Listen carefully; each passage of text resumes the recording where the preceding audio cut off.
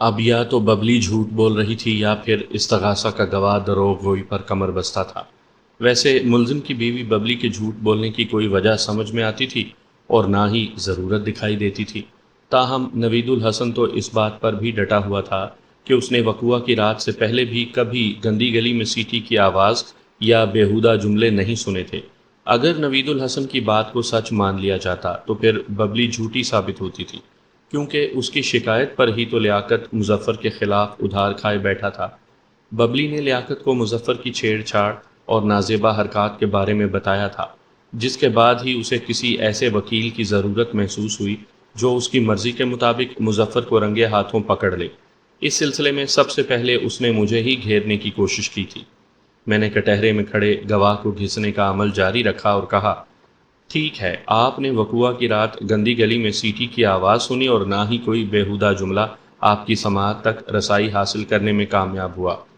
ہاں، آپ اس بات کا اقرار کر چکے ہیں کہ رات 9 اور 11 کے درمیان آپ نے گندی گلی کی جانب سے اٹھا پٹک کی آواز سنی تھی۔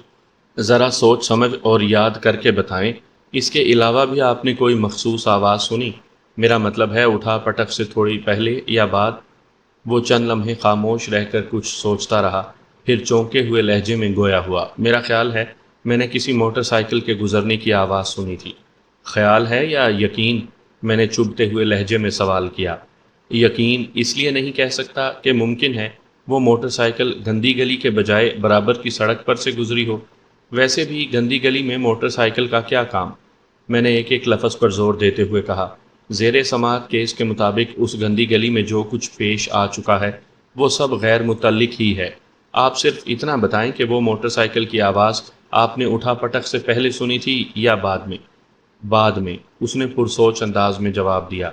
میں نے کہا، نوید صاحب، ہر انسان میں کم یا زیادہ تجسس کا مادہ بہرحال ضرور پایا جاتا ہے، اور آپ تو ماشاءاللہ خاصے ٹیکنیکل مائنڈڈ ہیں۔ مذکورہ مادہ آپ کے اندر بدرجہ عتم موجود ہوگا۔ اتنا کہہ کر میں خاموش ہو گیا۔ وہ تعجب خیز نظر سے مجھے دیکھنے لگا۔ اس کی سمجھ میں نہ آیا کہ میں اس سے کیا پوچھنے کا ارادہ رکھتا ہوں۔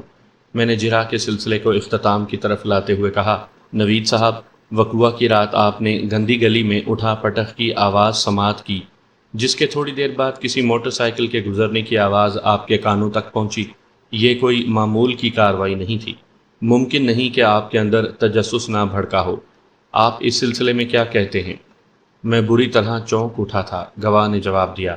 یہ چونکنا ہی در حقیقت تجسس ابھرنے کی نشانی ہے، میں نے کسی ماہر نفسیات کے انداز میں کہا، جو اس بات پر اکساتا ہے کہ ذرا دیکھا جائے صورتحال کیا ہے۔ آپ کا تجزیہ بالکل درست ہے، وہ تفہیمی انداز میں بولا۔ میں نے ٹٹولنے والے لہجے میں استفسار کیا، پھر آپ نے صورتحال جاننے کی کوشش کی؟ اس نے تامل کرتے ہوئے کہا، نہیں۔ کیوں؟ میں نے تیز لہجے میں دریافت کیا۔ اس کا کوئی فائدہ نہیں تھا۔ کیا مطلب؟ مطلب یہ کہ اگر میں اندرونی تجسس کے ہاتھوں مجبور ہو کر گندی گلی میں جھانکتا تو وہاں مجھے کچھ بھی دکھائی نہ دیتا، اس لیے میں نے ایسی کوئی کوشش نہیں کی اور اپنے معمولات میں مصروف رہا۔ گواہ نے وضاحت کرتے ہوئے بتایا۔ میں نے اس کے الفاظ پکڑ لیے۔ گندی گلی میں کچھ دکھائی کیوں نہیں دیتا؟ اس لیے کہ وہاں اچھا خاصا اندھیرا ہوتا ہے، نوید نے سادگی سے جواب دیا۔ مجھے اور کچھ نہیں پوچھنا جناب اعلیٰ، میں نے جج کی جانب دیکھتے ہوئے حتمی لہجے میں کہا۔ اس کے ساتھ ہی عدالت کا مقررہ وقت ختم ہو گیا۔ جج نے 1 ہفتے کے بعد کی تاریخ دے کر عدالت برخاست کر دی۔ آئندہ پیشی پر استغاثہ کے 2 ایسے گواہ پیش ہوئے جن کے بیان اور ان پر وکیل استغاثہ کی جرح کوئی خاص اہمیت کی حامل نہیں تھی۔ وکیل استغاثہ نے اپنے سوالات کے ذریعے ان گواہوں کی زبانی یہ باور کروانے کے لیے زور مارا کہ ملزم مقتول کے لیے اپنے دل میں بے پناہ اناد رکھتا تھا۔ وہ ان کے سامنے برملا کئی مرتبہ اس عزم کا اظہار کر چکا تھا کہ موقع ملنے پر وہ مقتول مظفر کو ایک یادگار سبق سکھائے گا۔ اس محنت سے وکیل استغاثہ عدالت کو یہ بتانا چاہتا تھا کہ ملزم کے ارادے پہلے سے بہت خطرناک تھے۔ وہ موقع کی طاق میں تھا، پھر وقوعہ کی رات اسے یہ موقع مل گیا اور اس نے ہتھوڑے کی ایک مہلک ضرب لگا کر مقتول کو موت کے گھاٹ اتار دیا۔ میں نے استغاثہ کے ان دونوں گواہوں پر رسمی اجرا کی اور انہیں فارغ کر دیا۔ اس کارروائی کی تفصیل میں جانا وقت ضائع کرنے کے مترادف ہوگا، لہٰذا یہ ذکر گول کرتے ہوئے میں آگے بڑھتا ہوں۔ اگلی پیشی استغاثہ کے گواہ وقار بزمی کی تھی۔ اس شخص سے جرا کے دوران میں کام کی ایک بات پتہ چلی جو آگے چل کر بہت مفید ثابت ہوئی۔ وقار بزمی دبلا پتلا اور کمزور کاٹھی کا شخص تھا۔ وہ بزمی پان ہاؤس کے نام سے ایک دکان چلاتا تھا۔ اس کی مذکورہ دکان گندی گلی کے آخری کنارے پر روڈ کی دوسری جانب واقع تھی۔ اس نے اپنی آنکھوں پر نظر کا چشمہ لگا رکھا تھا۔ وقار بزمی نے سچ بولنے کا حلف اٹھایا، پھر اپنا مختصر سا بیان ریکارڈ کروا دیا۔ اس کے بعد وکیل استغاثہ اس کے کٹہرے کے نزدیک پہنچ گیا۔ اس نے اپنی جرا کا آغاز کرتے ہوئے گواہ سے پوچھا، بزمی صاحب، آپ اس شخص کو جانتے ہیں؟ بات ختم کرتے ہی اس نے ملزم یعنی میرے موکل لیاقت کی سمت انگلی سے اشارہ بھی کر دیا۔ گواہ نے اس بات میں گردن ہلائی اور جواب دیا، جی ہاں، بہت اچھی طرح جانتا ہوں۔ سننے میں آیا ہے ملزم اکثر و بیشتر آپ کی دکان پر کھڑا ہو جاتا تھا۔ وکیل استغاثہ نے جرا کے سلسلے کو آگے بڑھاتے ہوئے کہا، آپ سے اس کی اچھی خاصی گپ شپ ہو جاتی تھی؟ گواہ نے اس بات میں گردن ہلائی اور جواب دیا، جناب، کسی بھی محلے یا علاقے میں حجام اور پان سگریٹ کی دکان دو ایسے اڈے یا مقامات ہوتے ہیں جہاں لوگوں کو آپس میں دکاندار سے گپ شپ کا اچھا خاصا موقع مل جاتا ہے۔ ملزم اکثر و بیشتر اپنے مسائل پر مجھ سے گفتگو کرتا رہتا تھا۔ اس کے تازہ ترین مسائل کیا تھے؟ وکیل استغاثہ نے کریدنے والا انداز اختیار کیا۔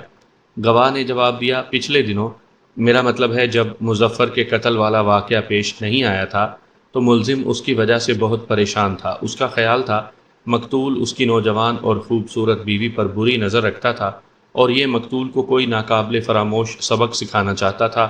خاص طور پر گواہ اپنی سانس ہموار کرنے کے لیے متوقف ہوا، پھر سلسلہ بیان کو آگے بڑھاتے ہوئے بتانے لگا، خاص طور پر جب 2 فروری کو ان دونوں کے درمیان شدید نوعیت کا پھڈا ہوا تو اس کے بعد سے ملزم کے عزائم بہت خطرناک ہو گئے تھے۔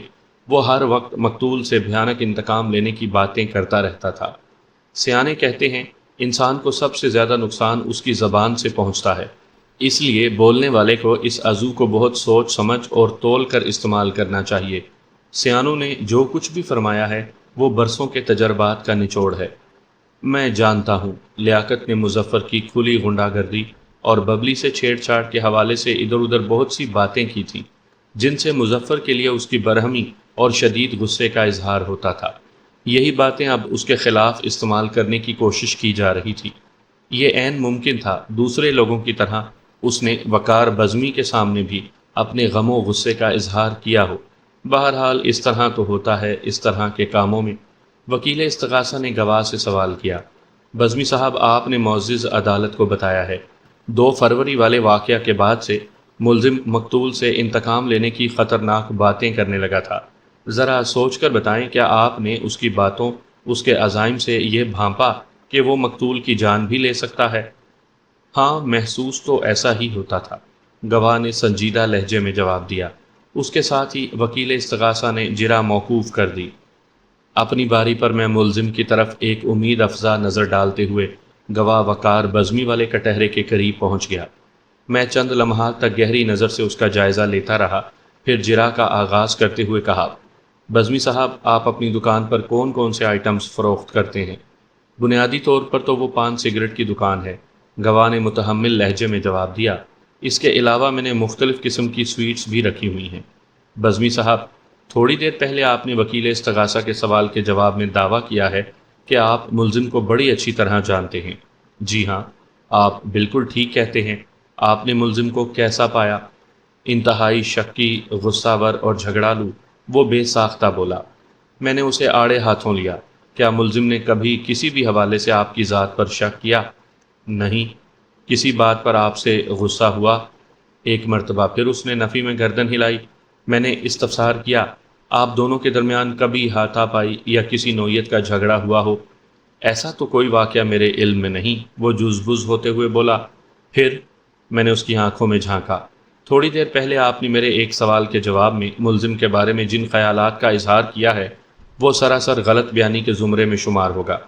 آپ کا ذاتی تجربہ تو یہ ثابت کرتا ہے کہ میرا موکل جھگڑالو ہے، نہ ہی شکی اور نہ ہی غصہ ور۔ لگتا ہے آپ استغاثہ کے کسی خاص دباؤ کے تحت ملزم کے بارے میں اس قسم کے منفی بیانات دے رہے ہیں۔ کیا میں غلط کہہ رہا ہوں بزمی صاحب؟ وہ سٹ پٹا کر وکیل استغاثہ کو دیکھنے لگا۔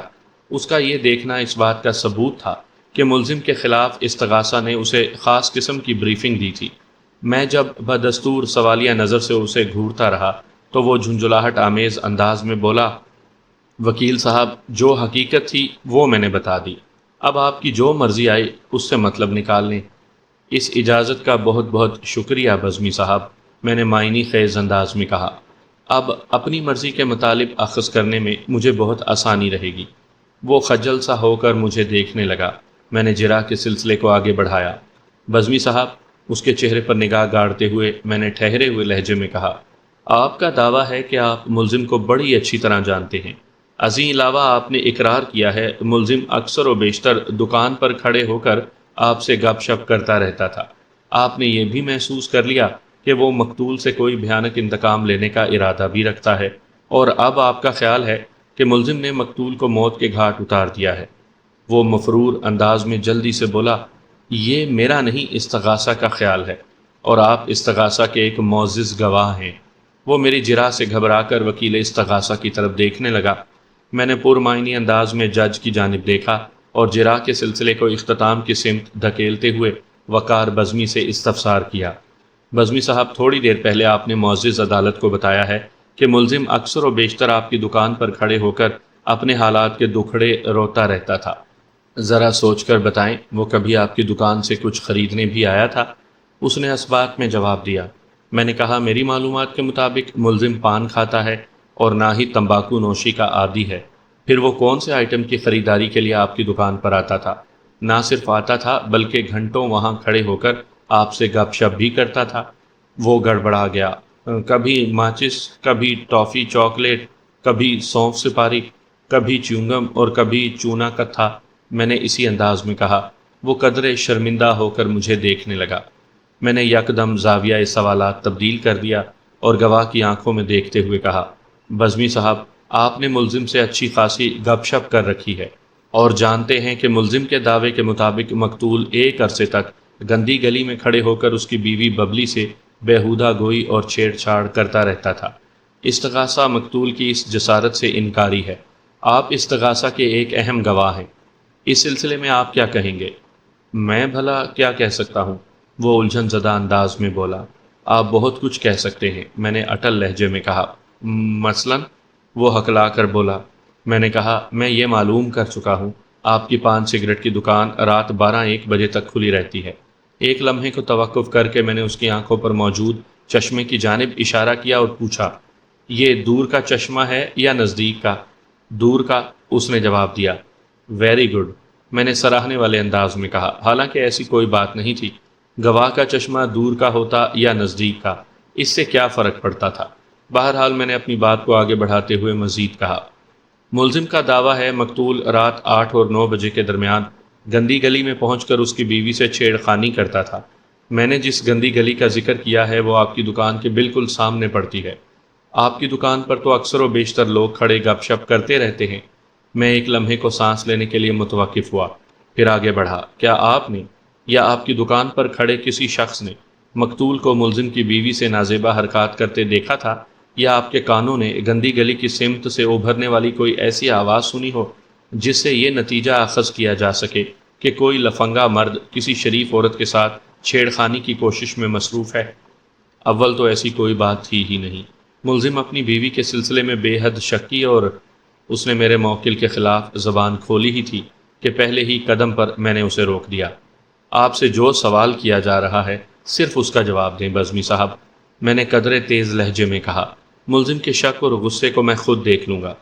وہ سٹ پٹا گیا اور تھوڑے تامل کے بعد اس نے کہا، آپ کے سوال کا جواب یہ ہے کہ میں نے گندی گلی میں کبھی مظفر کو داخل ہوتے یا نکلتے نہیں دیکھا، اور نہ ہی اس طرف سے ایسی ویسی کوئی آواز سنی جس کو بدتمیزی یا چھیڑ خانی کے خانے میں فٹ کیا جا سکے۔ دوسرے لوگوں نے کچھ دیکھا اور سنا کہ نہیں، یہ آپ انہی سے پوچھیں۔ ٹھیک ہے، ان سے بھی پوچھ لیں گے، میں نے معتدل لہجے میں کہا۔ پہلے آپ کو تو فارغ کر لیں۔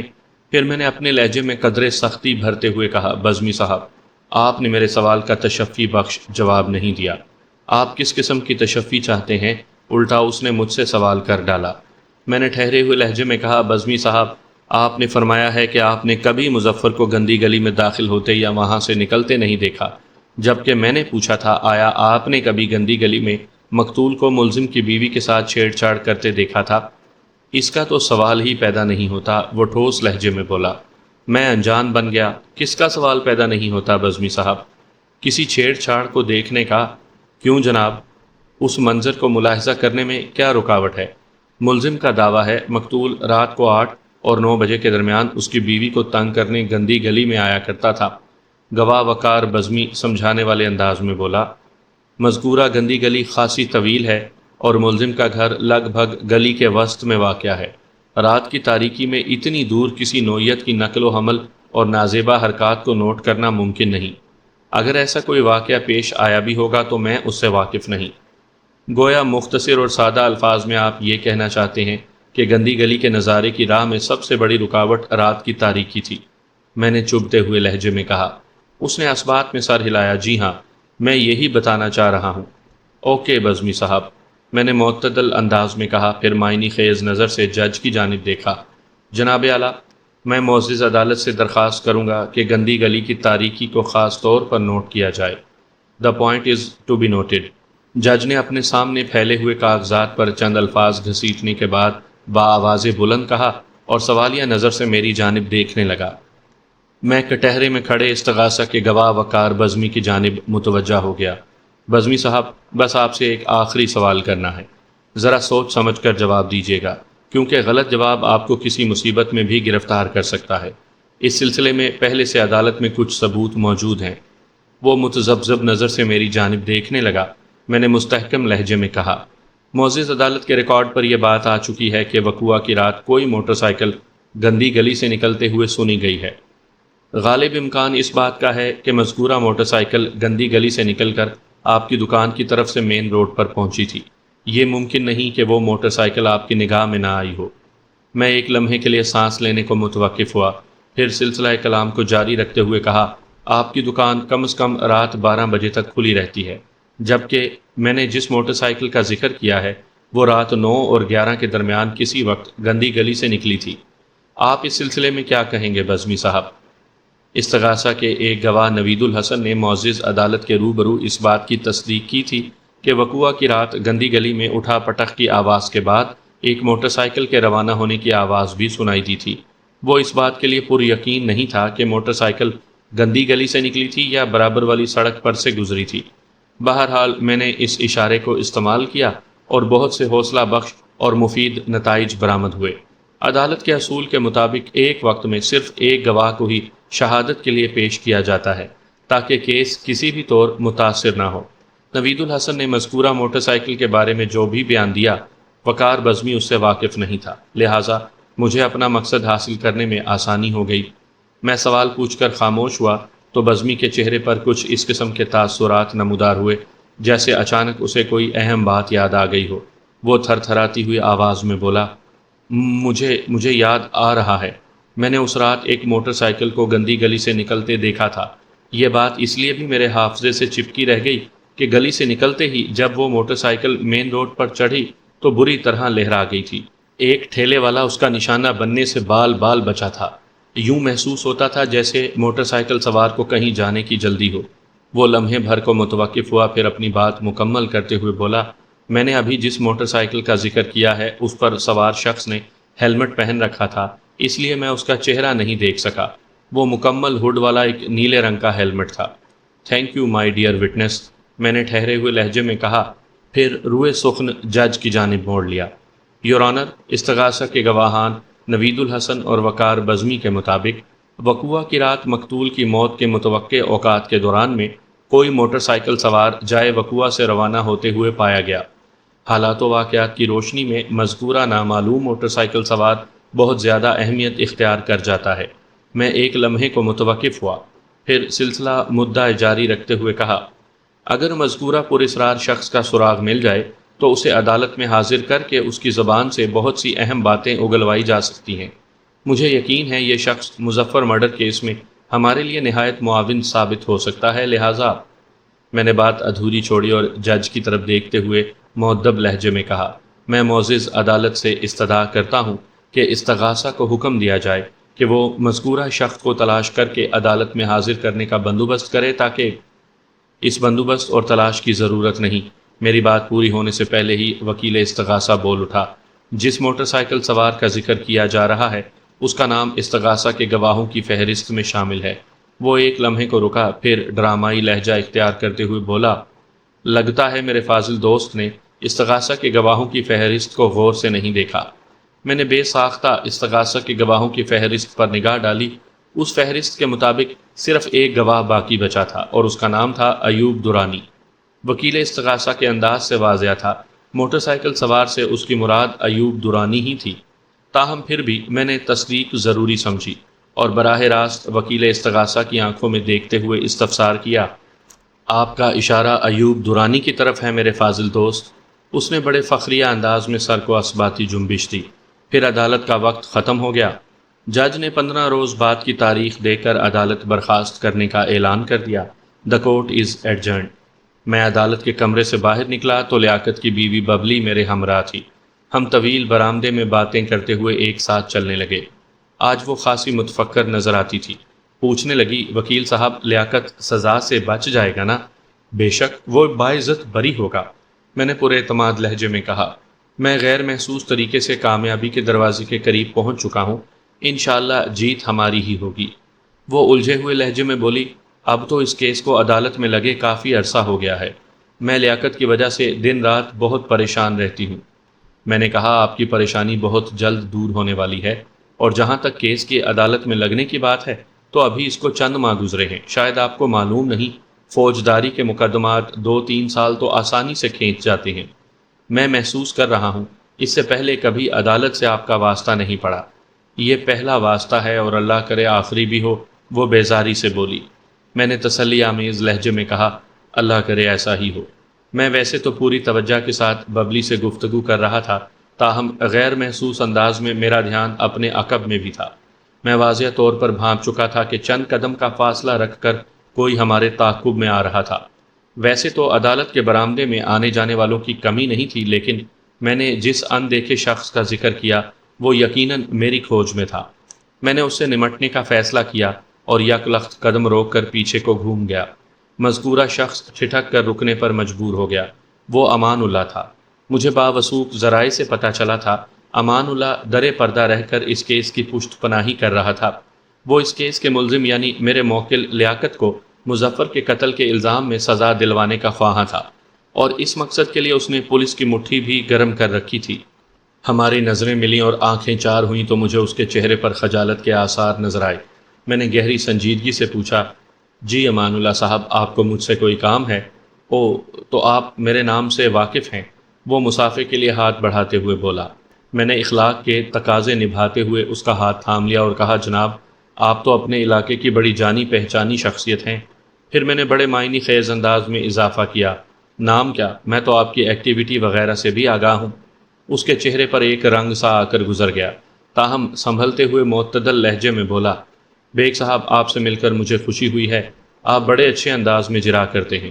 اگر مجھے کبھی کسی قابل وکیل کی ضرورت محسوس ہوئی تو میں آپ ہی سے رابطہ کروں گا۔ ود پلیجر، میں نے سر کو ہلکا سا خم دیتے ہوئے کہا، پھر جیب سے وزٹنگ کارڈ نکال کر اس کی جانب بڑھاتے ہوئے کہا، یہ رکھ لیں، ہو سکتا ہے واقعی آپ کو میری ضرورت پڑ جائے۔ میرے آخری جملے میں طنز کی بھرمار تھی۔ وہ برداشت کرتے ہوئے بولا، تھینک یو امان اللہ صاحب۔ میں نے ایک اور وار کیا، کیا واقعی آپ کو مجھ سے مل کر خوشی ہوئی ہے؟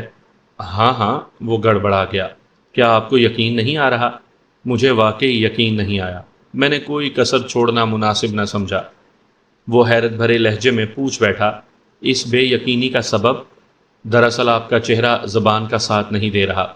چہرے بعض اوقات جھوٹ بھی بول جاتے ہیں، زبان بھی اس وصف سے مبرا نہیں۔ او، ہم بھی کس بحث میں الجھ گئے۔ وہ جلدی سے رسٹ واچ پر نگاہ ڈالتے ہوئے بولا، مجھے ایک ضروری کام سے جانا تھا۔ وہ خود کو بے انتہا مصروف شخص ظاہر کرنے کی کوشش کر رہا تھا۔ بولا، اچھا بیگ صاحب، پھر ملیں گے۔ پھر اس نے بڑی عجلت میں مصافحہ کیا اور یہ جا وہ جا۔ میں نے پہلے بھی عدالت کے کمرے میں امان اللہ کو 2-3 مرتبہ دیکھا تھا، لیکن ہمارے درمیان یہ پہلی گفتگو ہوئی تھی۔ پتہ نہیں وہ کس مقصد سے میرے تعاقب میں آ رہا تھا۔ بہرحال میں نے بڑے شریفانہ طریقے سے اسے آڑے ہاتھوں لیا تھا۔ اس کے جانے کے بعد ببلی نے مجھ سے پوچھا، وکیل صاحب یہ شخص کون تھا؟ یہ آپ کے علاقے کی ایک معروف سیاسی اور سماجی شخصیت ہے، میں نے اسے بتایا۔ مجھے تو یہ اول آخر آپ کا مداح نظر آیا ہے۔ ٹھیک کہتی ہیں آپ بھی، میں نے سرسری انداز میں کہا۔ ببلی کو رخصت کرنے کے بعد میں بھی اپنی گاڑی میں بیٹھا اور عدالت کے احاطے سے نکل گیا۔ آئندہ پیشی سے پہلے میں نے نہایت ہی احتیاط اور رازداری کے ساتھ ایوب درانی کے بارے میں معلومات حاصل کر لیں، اور یہ جان کر میں چونک اٹھا کہ ایوب درانی مقتول مظفر کا ایک قریبی ساتھی تھا۔ مجھے یہ بھی پتہ چلا کہ وہ دونوں امان اللہ کے آدمیوں میں شمار ہوتے تھے۔ یہ ایک ایسا انکشاف تھا جو کیس کا پانسا پلٹ سکتا تھا۔